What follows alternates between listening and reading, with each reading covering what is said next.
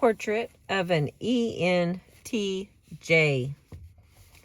If one word were used to capture Entj's style, it would be commandant. Could be commandant. Commandant. The basic driving force and need of Entjs is to lead, and from an early age they can be observed taking over groups. This type is found in approximately 5% of the total population.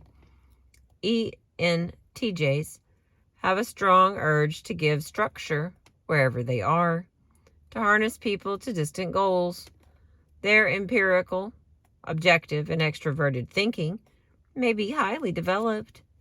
If this is the case, they use classification, generalization, summarization, adduction of evidence, and demonstration with ease. They resemble ESTJs in their tendency to establish plans for a task, enterprise, or organization. But Entjs search more for policy and goals than for regulations and procedures. And Entjs, introverted thinking, analysis, and conservation, may be less well developed than the extroverted thinking processes, and the Entj's leader may turn to an ENTP or an INTP to provide this kind of input. Entjs are similar to INTJs, except that the former places greater trust in empirical thought than in intuition. It is the Entj's own intuitive sense of coherence, however, that augments and supports their empirical thinking.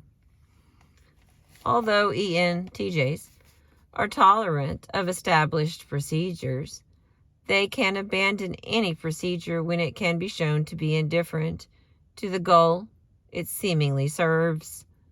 Inefficiency is especially rejected by Entjs, and repetition of error causes them to become impatient. For the Entj, there must always be a reason for doing things, and people's feelings usually are not sufficient reason. When in charge of an organization, Entjs, more than any other type, desire and generally have the ability to visualize where the organization is going and seem able to communicate that vision to others. They are the natural organization builders, and they cannot not lead. They find themselves in command, and sometimes are mystified as to how this happened. As administrators, Entjs organize their units into a smooth functioning system, planning in advance, keeping both short-term and long-range objectives well in mind. They seek and can see efficiency and effectiveness in personnel. They prefer decisions to be based on impersonal data, want to work from well-thought-out plans, and like to use engineered operations, and they prefer that others follow suit. Entjs will support the policy of the organization and will expect others to do so.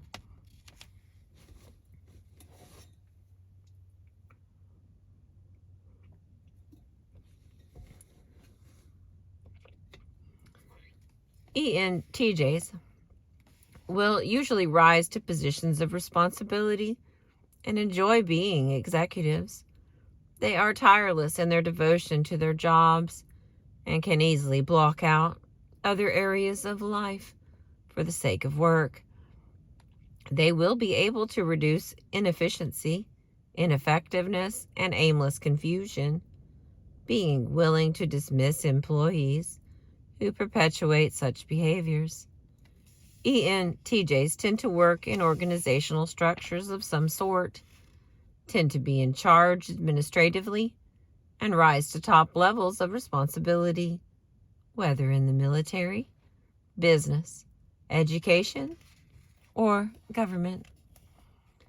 ENTJs take charge of the home. When an ENTJ is present, there will be little doubt as to who is in command, because their work is so important to them. However, they can become increasingly absent, especially if male. Male or female ENTJs expect a great deal of their mates, who need to possess a strong personality of their own, a well-developed autonomy, many and varied interests, and healthy self-esteem. A career wife, however, may not be appealing to an ENTJ male, who is apt to view his home and family as a part of his professional background, a resource, an adjunct to his own career development.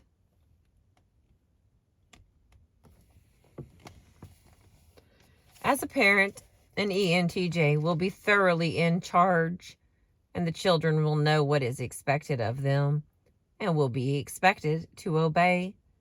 When this does not occur, an ENTJ parent is not apt to make a scene.